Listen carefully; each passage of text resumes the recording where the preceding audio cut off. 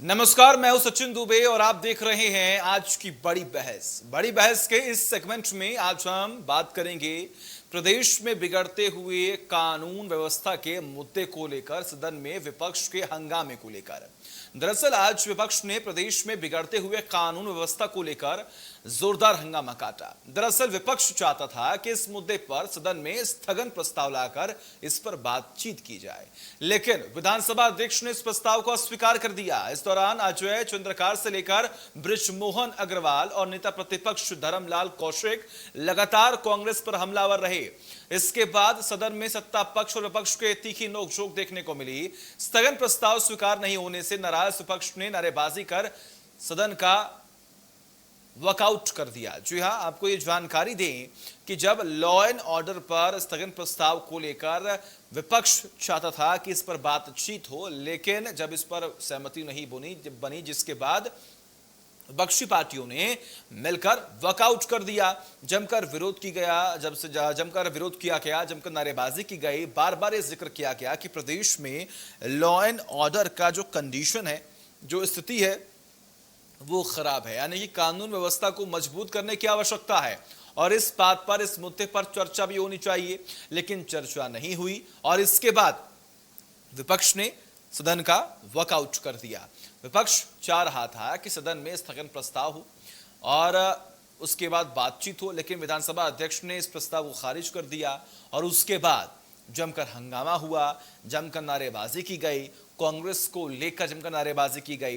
राज्य सरकार आखिर किस तरीके से काम कर रही है, वो गलत तरीका है, इस पर विरोध किया गया।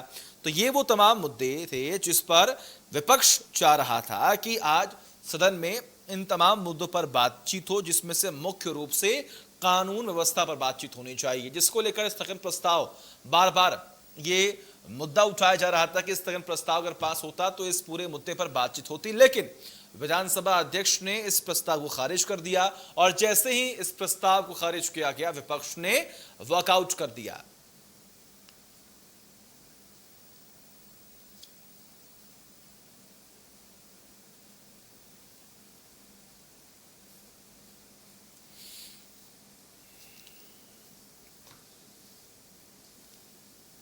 तो विपक्ष चाह रहा था कि स्थगन प्रस्ताव पास हो और इस प्रस्ताव के तहत एक कानून व्यवस्था पर बातचीत हो सकती थी। वहां पर जितने लोग मौके पर मौजूद थे उनसे बात होती, विधानसभा अध्यक्ष के सामने बात होती कि आखिर प्रदेश में समस्या क्या है, कानून व्यवस्था किस तरीके से कमजोर पड़ती हुई दिखाई दे रही है, आखिर इसे किस तरीके से मजबूत करना है।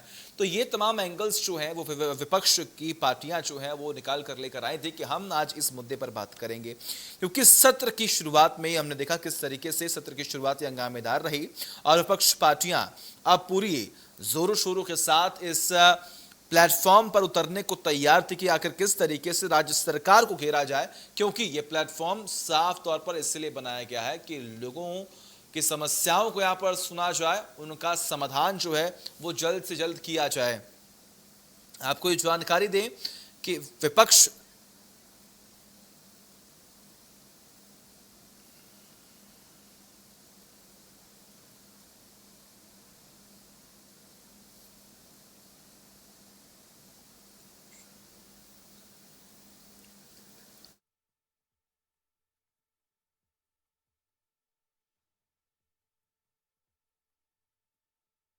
तमाम तस्वीरें हम आपको दिखाई रहे हैं और क्या सियासी हलचलें हैं इसकी भी जानकारी हमने आपको दी, किस तरीके से विधानसभा के सत्र में विपक्ष जो है वो सरकार पर किस तरीके से हमलावर था और अगर स्थगन प्रस्ताव पास नहीं हुआ तो उसने वॉकआउट कर दिया। हमारे साथ विशेष पैनल जुड़ा हुआ जिनसे आपका सीधे तारुफ करा दूं, अशोक जुड़े हुए हैं जो कि बीजेपी से हैं प्रवक्ता, आपका बहुत बहुत स्वागत है अशोक जी। इसके अलावा अमित जी जुड़े हुए हैं जो कि कांग्रेस से प्रवक्ता, आपका भी बहुत बहुत स्वागत है अमित जी। और के शर्मा जो कि वरिष्ठ पत्रकार हैं, जो अपनी राय रखेंगे कि आखिर किस तरीके से सियासी हलचलें अब तेज हो रही हैं और आखिर इसका कंक्लूजन क्या निकलेगा, इस पर भी बातचीत करेंगे शर्मा जी से। सबसे पहले मैं अशोक जी आपका रुख करूंगा। अशोक जी, क्या वजह रही, क्या ऐसी नाराजगी देखी गई कि आपने सदन का वॉकआउट ही कर दिया? देखिए भाई साहब, पूरे प्रदेश में कानून व्यवस्था की स्थिति बहुत खराब है। अब पिछले 2-2.5 वर्षों में तो इतनी हालत खराब हो गई है कि दिनों दिन अपराध बढ़ रहे हैं, राजनी हो रही है, डकैती हो रही है, लूट मार हो रहे हैं। 3 दहाड़े डकैत जो हैं लोगों के घर में पहुंच रहे हैं जहाँ रिहायशी इलाके हैं वहाँ भी डकैत पकड़े जा रहे हैं। और आज तो सुबह की घटना, जब सुबह 6 बजे एक युवती को कार से फेंक दिया गया और थाने के आसपास भी लगातार घटनाएं हो रही हैं। राजधानी तो पूरी तरह से अपराधपुर बन गया है। ये रायपुर में दिन प्रतिदिन अपराध हो रहे हैं, किसी का जीवन सुरक्षित नहीं है। तो इस छत्तीसगढ़ में अगर जनजीवन सुरक्षित नहीं है तो फिर इस स्थगन में, इस सदन में इससे बड़ा और महत्वपूर्ण विषय हो नहीं सकता। इसीलिए हमने भारतीय जनता पार्टी ने मांग किया कि सारे विषय को छोड़कर इस कानून व्यवस्था की स्थिति पर चर्चा होनी चाहिए। और आज सरकार इस बात का जवाब दे कि एक विधायक भी अगर ये बोल रहा है कि मेरी हत्या हो सकती है, तो इससे आप अंदाजा लगा सकते हैं कि छत्तीसगढ़ की क्या हालत है। तो आज स्थगन प्रस्ताव लाया गया, लेकिन दुर्भाग्य से उसे स्वीकार नहीं किया गया, जबकि इस पर चर्चा होनी थी और भारतीय जनता पार्टी के माननीय सदस्यों ने वॉकआउट किया। तो ये प्रदेश की स्थिति ये है और दिनों दिन कानून व्यवस्था बिगड़ती जा रही है। लोग अपने आप को असुरक्षित महसूस कर रहे हैं और जल्द अगर कुछ व्यवस्था नहीं की जाएगी, कड़ाई नहीं की जाएगी, तो लोगों का विश्वास जो है इस सरकार से धीरे धीरे हट रहा है। ठीक है अमित जी, मैं चाहूंगा आप इसका जवाब दें, क्योंकि आखिर क्या वजह रही कि आप इस मुद्दे पर बातचीत करने को तैयार ही नहीं हुए, स्थगन प्रस्ताव पास ही नहीं हुआ? क्योंकि ये ऐसा प्लेटफॉर्म है जहां पर विपक्ष को मौका मिलता है बोलने का और सरकार को मौका मिलता है अपनी बात रखने का, लेकिन यहां पर तो ये मौका दिया ही नहीं गया। सचिन जी, मानसून सत्र के चौथे दिन आज जिस प्रकार छत्तीसगढ़ विधानसभा में भाजपा के सदस्यों ने प्रदेश में जो कानून व्यवस्था पे वो बात करना चाहते थे और भाजपा ने स्थगन प्रस्ताव लाकर सारे काम को रोककर चर्चा की मांग की, जिसे आसंदी ने अस्वीकार कर दिया और भाजपा के सदस्य वहां से बहिगमन कर गए। देखिए, अगर इनके लिए ये मुद्दा इतना इम्पोर्टेंट था तो अभी तक चौथे दिन तक इन्होंने वो मुद्दा क्यों नहीं उठाया, पहली चीज। और आज ये कह रहे हैं कि हम असुरक्षित हैं। मुझे तो भैया भगवान करे वो ऐसी खुश दिखे, भैया बहुत खुश दिख रहे हैं। कोई ऐसा वो क्यों कह रहे थे कि हम असुरक्षित हैं? कहीं से भी इनके चेहरे से ऐसा लग नहीं रहा है कि भाजपा का कोई नेता या कार्यकर्ता या प्रदेश की जनता असुरक्षित है। मैं आपको बता दूं कि लगातार आप देखिए कि आज नेता प्रतिपक्ष जी ने भी कहा क्राइम पहले भी होते थे, इन्होंने माना है, लेकिन आज छत्तीसगढ़ में कांग्रेस की सरकार है। अगर कोई घटना कारित होती है, और मैं आपको बता दूं छत्तीसगढ़ की पुलिस बेहतर काम कर रही है, और अगर कोई घटना कारित हो जाती है, छत्तीसगढ़ वो अपराधी छत्तीसगढ़ नहीं छोड़ता, उसके पहले उसे गिरफ्तार कर लिया जाता है।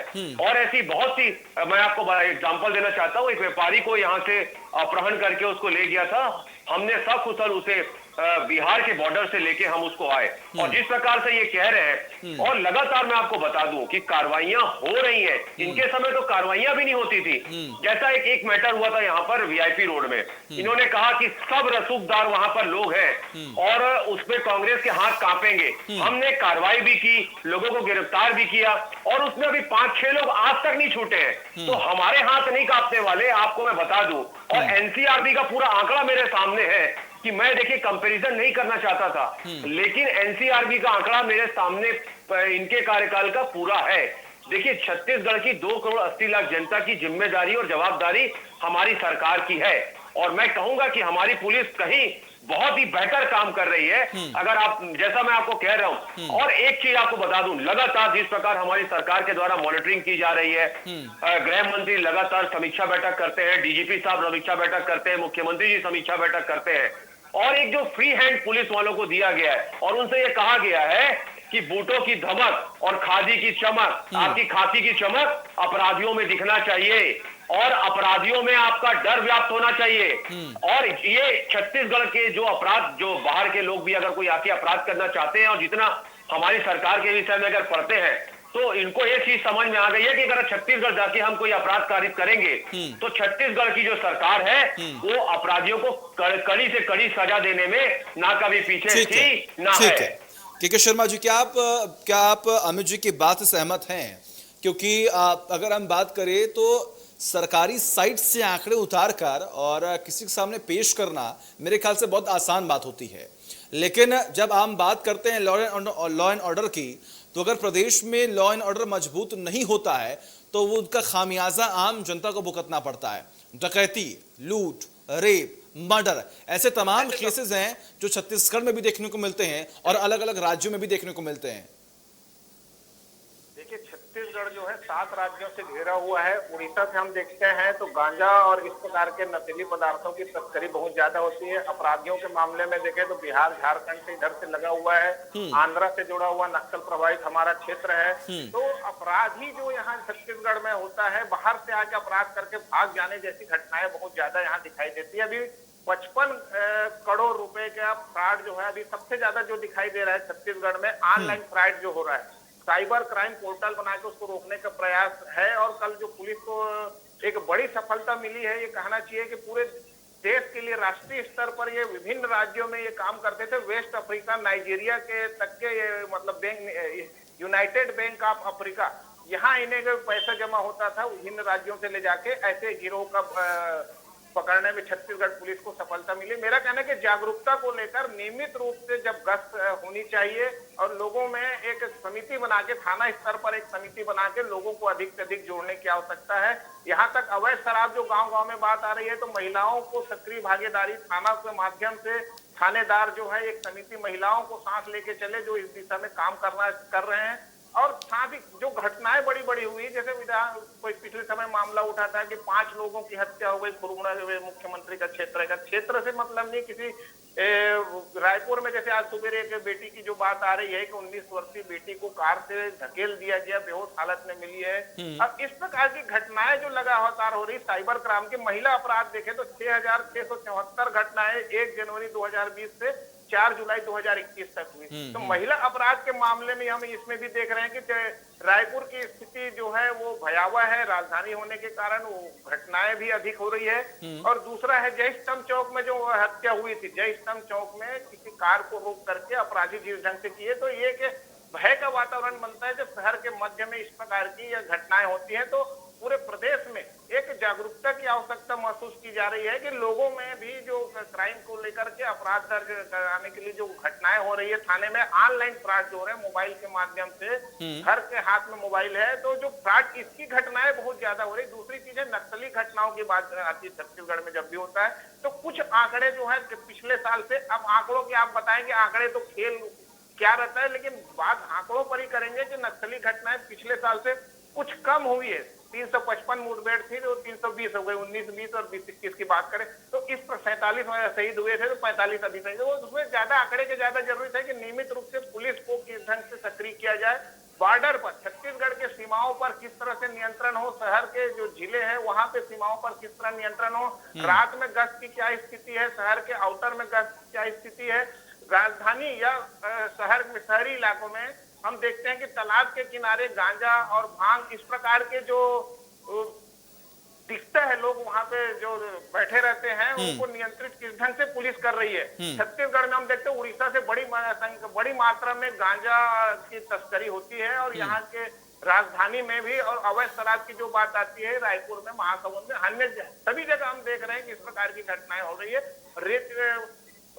रेत का माफिया की जो बात आती है वो भी है कि किस ढंग से राज्य के बाहर तक जा रहा है रेत यहाँ से। तो बहुत सारे मुद्दे उठ रहे हैं, इसको लेकर के एक पुलिस की क्या भूमिका है, अन्य विभागों के साथ सामंजस्य। ठीक है शर्मा जी, ठीक है। अगर हम बात करें अशोक जी, तो आप लगातार यहाँ पर विरोध कर रहे हैं कि यहाँ पर कार्य नहीं हो रहा है, यहाँ पर कार्रवाई नहीं हो रही है, यहाँ पर क्राइम रेट बढ़ रहा है, और कहने के आप भी आंकड़ों से मुखातिब होंगे, किस तरीके से जो आंकड़े हैं वो लगातार सामने आ रही हैं। लेकिन अमित जी ने तो पूरा ज्ञान दे दिया, उन्होंने तो कह दिया कि कार्रवाई हो रही है। आपकी जब सरकार थी तो वहाँ पर कार्रवाई भी नहीं होती थी। आप छोड़ दीजिए क्राइम रेट के बारे में, यहाँ पर तो क्राइम रेट भी कम हो रहा है, आंकड़े भी कम हो रहे हैं, कार्रवाई भी हो रही है, महिला की सुरक्षा को लेकर भी काम भी हो रहा है, तो आप फिर किस चीज़ का विरोध कर रहे हैं अशोक जी?